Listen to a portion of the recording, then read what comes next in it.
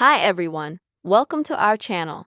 In this video, I will tell and show you how you can see the very first message of correspondence on your iPhone without scrolling. Please subscribe to the channel, put likes, write comments, and let's get started.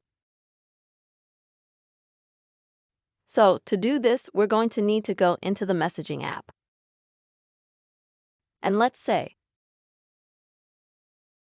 you want to look at the very first message in one of your messages. If you flip through, you can certainly get to it, but if you have a very large correspondence, it can take quite a long time.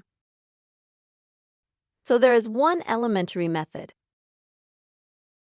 to get straight to the very first message in your correspondence. And to do that, in the upper left-hand corner, where it says time, we just click on the time sensor. And as you can see, we go straight to the very first message.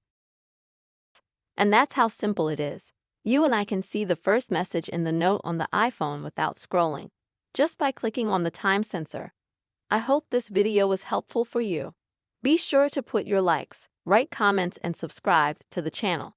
See you soon.